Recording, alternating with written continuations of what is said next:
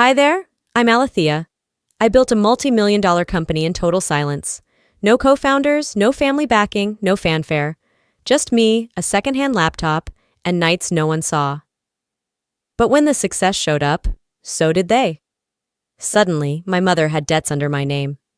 My sister posed as my business partner. And the rest of them? They sat me down at dinner with legal papers, asking for a slice of a company they once told me was a waste of time. And that's not even the worst part. How do you fight back when it's your own blood setting the trap? The screen door creaked behind me as I stepped into my mother's house, the air thick with something unsaid. Cedar Park hadn't changed much. Same cracked driveway, same fake welcome mat, but something in me had. She offered tea like we hadn't ignored each other for 6 weeks. I declined. "Still acting like you're too good for a cup from your own mama?" she said, eyes sharp under drawn-on brows. I forced a smile. "Just tired. Long day." "Too tired for family?" Her tone slid in like a blade wrapped in velvet. I sat on the edge of the couch, trying not to sink too far into memories. The old clock ticked behind me, louder than it should have been.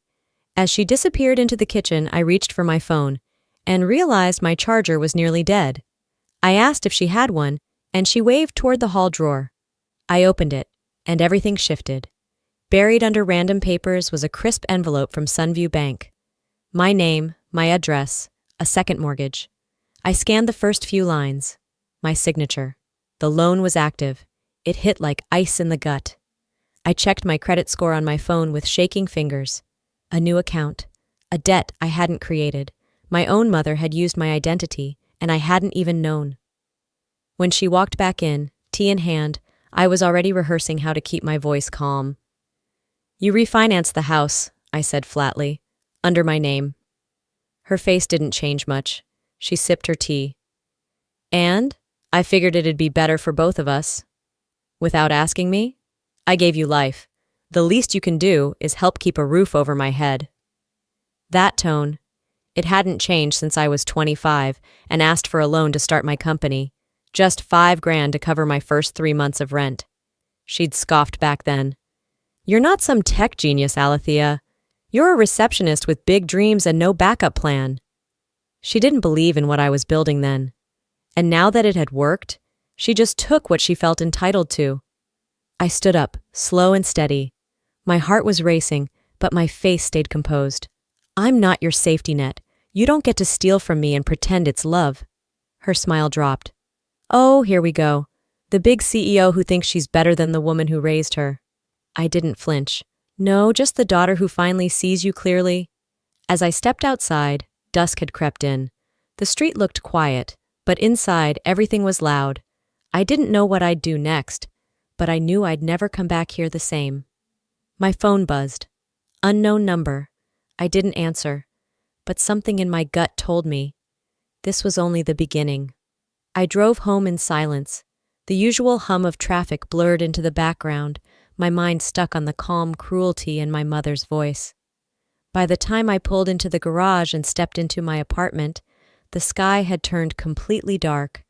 I dropped my keys in the bowl near the door and didn't bother turning on more than one lamp. Some nights, soft light was enough. My phone buzzed again, vibrating across the kitchen counter. Aaron T. My heart skipped. We hadn't spoken in almost a year. I hesitated, then picked up. "Hey," her voice crackled through. "I didn't want to assume anything, but did you partner with your sister on something recently?" I blinked. "No. Why?" "She said you two launched a new fund inside Atlas Revive. I sent her $20,000 last week. It was Venna, right?" The floor under me tilted slightly. "You wired her money?" "Yeah. She said she was co-founder, showed me the pitch deck. It looked legit. She mentioned you by name. I just wanted to double-check before wiring the next transfer." My stomach tightened. "Don't send another $1." "Wait, what?" She lied. Venna's never been part of my company. After we hung up, I sat at the dining table, opened my laptop, and searched my company domain. A second domain popped up, atlasrevive.biz, a perfect fake. I found the email Aaron forwarded, Venna's official message, signed as co-founder and strategy director. Even worse, the deck she'd used mirrored phrases I'd written in confidence. Ideas I'd only ever stored in one place. The old laptop. The one she'd borrowed when she crashed on my couch in 2022. I remember feeling bad for her then, divorced, broke, sleeping in her car. I'd let her stay a few weeks thinking family meant something. Turns out she'd used the time to mine everything I had. I scrolled through my files feeling like a fool. She'd known for years I was the one behind Atlas Revive, and she kept it quiet, not to protect me, but to wait, for the right moment. I wanted to call her, to scream, but I didn't. I opened a message, typed, "You lied, you stole. I'm done." Then I hit backspace. Slowly, deliberately. Instead, I texted Aaron, "It's a scam. Cut contact." After closing my laptop, I walked to the window. The skyline blinked back at me. I'd stayed silent for too long. My mother crossed a line. Now my sister had followed. Let them come. I wasn't hiding anymore. Sleep didn't come easy that weekend.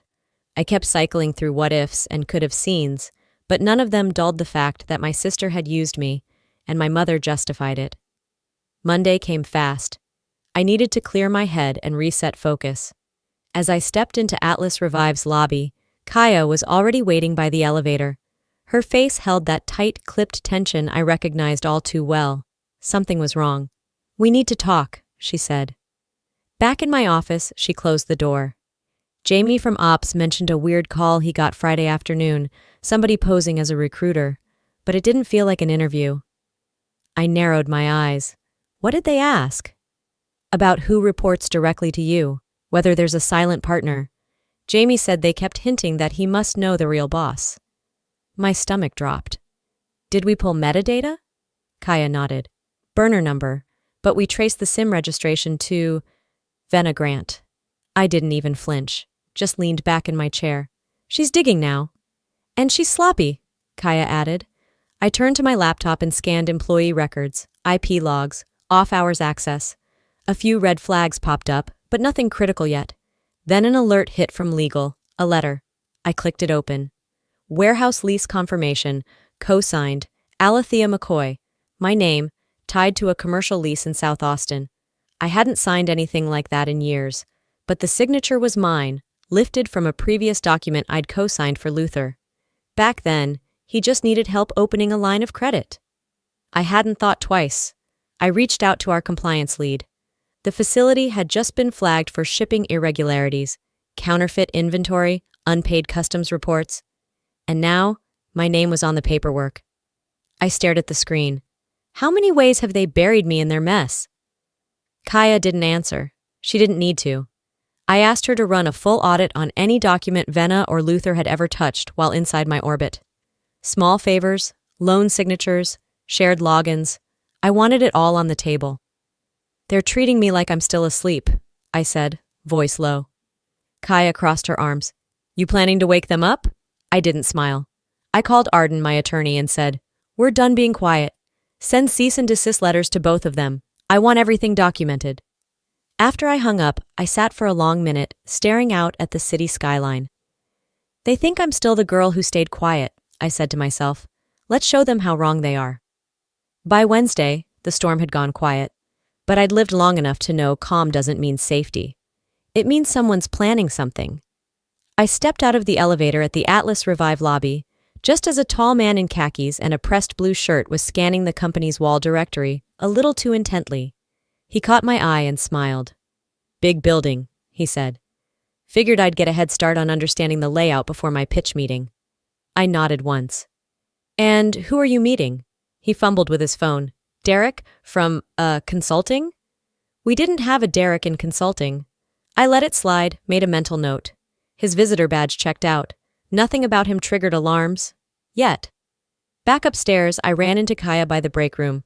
We've got someone on site I don't recognize. Says he's a client but keeps poking around. She blinked. Is it a guy with light brown loafers and a watch he keeps adjusting like a nervous tick? That's the one. Within 10 minutes, she had pulled security footage. The same man had been in our building 2 days ago, unlogged, talking to an intern from research. That intern had been one of the same people Venna had targeted weeks earlier. We dug into his ID, cross-referenced the email he used to confirm his visit. It traced back to a freelance investigative reporter. His last story? The invisible founders behind billion-dollar brands. My chest tightened. I pulled up the press queue and froze mid-scroll. He'd requested a tour through an anonymous investor lead, a funnel Venna had full access to last year. Everything fit too well.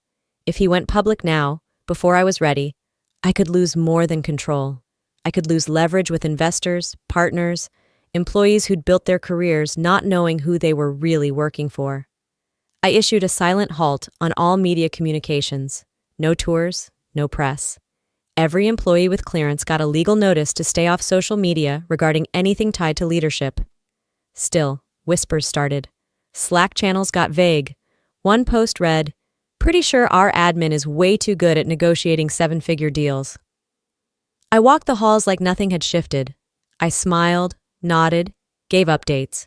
But inside I was writing a different kind of speech, one that opened with, "You deserve the truth." By early evening, I stopped by Kaya's office to debrief. Her door was slightly open, and I caught her voice mid-sentence. "No, she hasn't cracked yet. But if we don't act soon, the story'll get buried behind someone else's scandal." Then I heard it. My mother's voice. "She can play queen all she wants. That company wouldn't exist without me. You get me that spotlight, before she erases us completely." My blood ran cold. This wasn't just Venna. This was strategy, a family ambush in slow motion. Friday afternoon, the sky above Austin looked clear, but the inbox on my screen said otherwise. Kaya walked in, holding her tablet like it was contaminated. "We just got this." It was a forwarded message from one of our oldest clients, Everson Holdings. The subject line was neutral, pausing current initiatives pending review. But the wording inside was anything but passive. They were stepping back, until reputational clarity could be confirmed at the executive level. No details. Just enough to freeze movement. And right below that, an attached email thread. The original sender, Carlene McCoy. It was dressed up in motherly concern, signed, "With love, from a mother who wants to see her daughter thrive." But every sentence was poison. "She's always been secretive, withdrawn since childhood. I've watched her isolate herself, bury herself in work. Even family can't reach her. There have been concerning episodes, emotionally unstable choices, questionable alliances." It was veiled sabotage, deliberate, designed to make me sound unfit, unstable, and unworthy of trust. I didn't scream. I didn't shake. I read it once, then read it again, then forwarded it to Arden. "Get me a copy of every client it was sent to," I said. Kaya was already ahead of me. 6, all strategic, all high volume. I leaned back in my chair and took a breath that tasted like acid. "You think this was just emotional?" I asked. She's trying to rip holes in the ship while smiling from the shore. Later that afternoon, Kaya returned with a flash drive. "You'll want to see this." It was a copy of the financial statements Carlene used to justify the stepfather's debt she claimed I needed to help pay. I'd heard the story for years, how he'd left her drowning in bills. But the statements told a different story. There was no debt. The loans were all posthumous, taken out in his name using falsified documents. And the money? Gone into speculative stocks, high-interest furniture, and cosmetic procedures. She'd used his name as a shield, then used mine as a ladder. I typed the message slowly, clearly. "If you contact my partners again, if you attempt to drag my name through the dirt, understand this. I will not come back quietly. I will dismantle everything you're using to pretend you still have power." I hit send. No reply. Not a single keystroke, which meant only one thing. She was already planning her next move. The invitation came Saturday night, dressed in fake civility. "Let's just eat like a family," Venna texted. Carlene followed with a call. "Sunday dinner. No drama, sweetheart. Just food." They really thought I was still naive enough to believe in peace offerings. I showed up Sunday evening with clean lines and sharper instincts. A tailored black dress, hair pulled back, minimal makeup. Under my arm was a manila folder, my own version of hospitality. Carlene greeted me with a tight smile and a scent that tried too hard.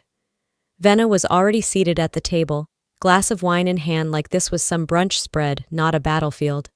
And Luther, of course, still clinging to that cheap cologne and expensive entitlement. The three of them sat waiting, like a board of directors ready to pitch. On my plate, a folder.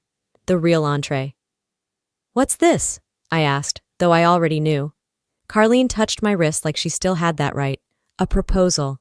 We figured after everything, maybe it's time you share. Just a little. Venna leaned in. 20%, Alethea. Not control. Just recognition. I opened the folder and read aloud. Equity in exchange for emotional support over the years. I looked at them one by one. "So, love now comes with a spreadsheet?" Luther smirked. "You wouldn't be where you are without us." I smiled, then reached into my own bag and slid a second folder across the table.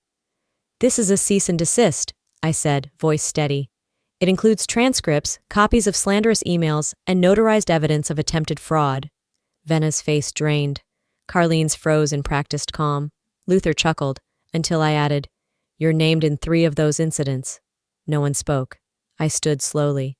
"You've been stealing my story, piece by piece, thinking I'd never claim it back." Carlene blinked. "We're your family."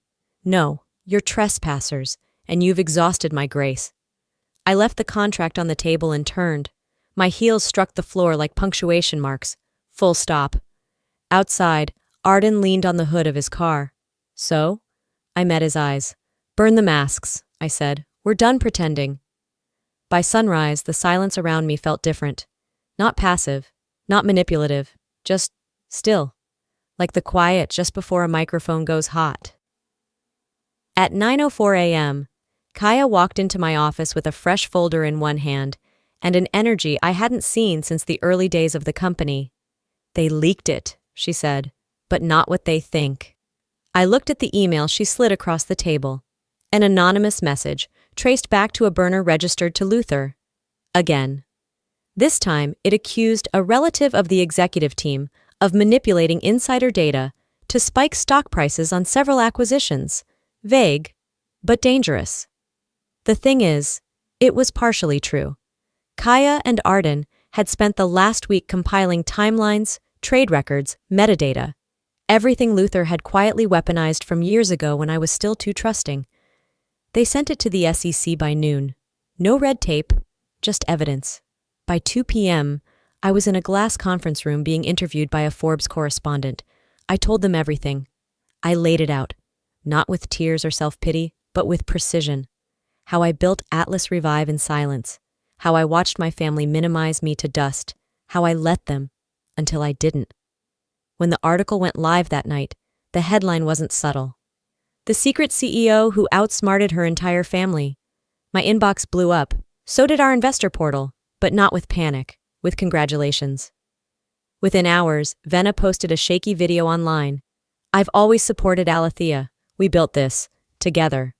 The comments ripped her to shreds. "Girl, you forged her name on a fake pitch deck.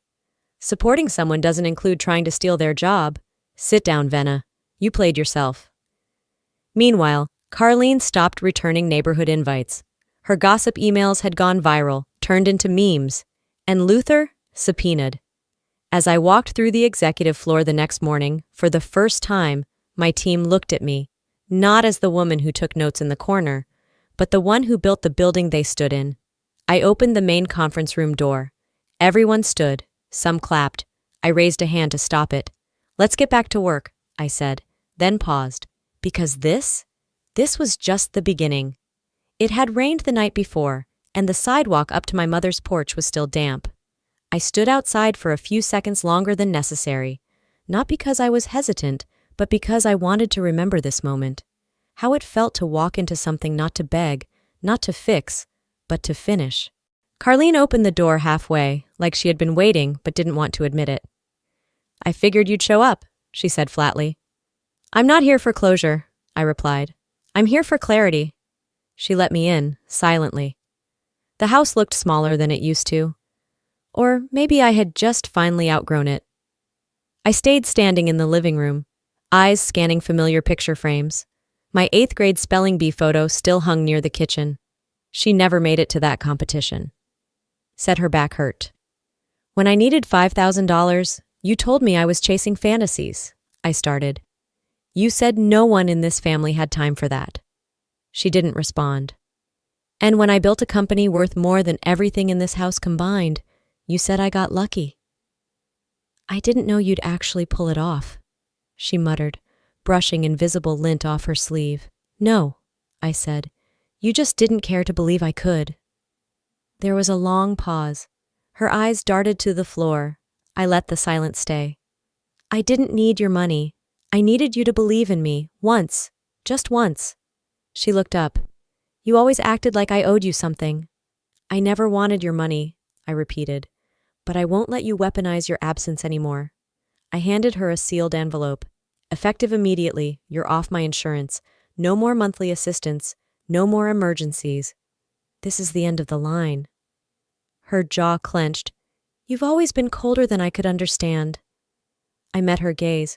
No, I just stopped setting myself on fire to keep everyone else warm. There was nothing else to say. I walked out without looking back. Not victorious, not broken, just done. That night, as I unpacked my bag at home, Kaya handed me an envelope. No name on the front. Just a messy script I'd recognize anywhere. Inside a folded page. You built it without me. But maybe now, you'll stop needing me to understand. There was no apology, no signature. But for the first time, I didn't need either. 3 weeks passed, and the city moved like it always did. Fast, ruthless, indifferent. But something inside me had shifted. The TEDx stage wasn't a battlefield. It was a platform, and I wasn't there to wage war. I was there to lay down the sword. I stepped up to the mic, adjusted my blazer, and looked out into the crowd. All I could see were lights, but I imagined every woman who ever sat in a boardroom and bit her tongue, every daughter who carried both the dream and the burden. My name is Alethea McCoy. I'm the founder and CEO of Atlas Revive. For a long time, no one knew that but me, and the people who tried to take it from me. I spoke for 15 minutes, about silence as armor, about invisibility as strategy, about betrayal not as the end, but the beginning of clarity. When I stepped off stage, I didn't feel exposed. I felt visible. Later that night, I sat in my apartment. The city sparkled below. Kaya had left early. Arden had checked in briefly, congratulated me, then jumped on another case. For once, the quiet didn't feel empty. Venna had lost custody temporarily. Child welfare cited instability and manipulation. Luther was under official SEC scrutiny. Carlene had quietly moved to a rental in Brenham. No press coverage, no scandal, just absence. And that was its own kind of sentence. I opened my laptop. Dozens of emails, but one caught me. A message from a young founder in Baltimore. Thank you, it read, for showing me we don't need permission to lead. I exhaled slowly. That was the legacy. Not revenge, not noise, just proof. I walked over to my bookshelf, opened a small wooden box, and slipped my mother's letter inside. I labeled it in thick black ink, not pain, just proof. Then my phone buzzed. Miss McCoy? The CEO of Thompson Electronics is downstairs. He's early. I looked in the mirror, tucked a curl behind my ear, and straightened my jacket. I built all of this without them. And now, I get to build whatever comes next. They called it revenge. But for me, it was release. Some battles, you win by walking away. Others by refusing to hide anymore. But the hardest ones? You win by healing without applause. If there's one thing this journey taught me, it's that silence can protect you, but it can also cage you. I thought I was playing it smart by keeping my success quiet, and maybe I was. But in that quiet, people filled in the blanks with their own stories. Stories where I was the villain, the ungrateful daughter, the easy target. I built a company, yes. But more than that, I built a spine, and no one gets to borrow it for free. To anyone watching this, maybe you're the black sheep in a family that keeps rewriting your narrative. Maybe you've been told you dream too big, ask too much, or owe people just for becoming more than they expected. Hear this.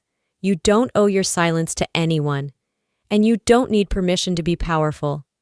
What would you have done if you were in my shoes? Let me know in the comments. Really, if this story hit home, drop a 1, or tell me where you're watching from. If it didn't resonate, I still want to hear your take.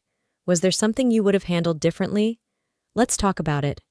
And hey, if you believe stories like this matter, if you want more real-life stories about strength, family, and standing up for yourself, Don't forget to subscribe, hit that button, join the conversation, and I'll see you in the next story. Stay bold, stay grounded, and remember, peace isn't given, it's chosen.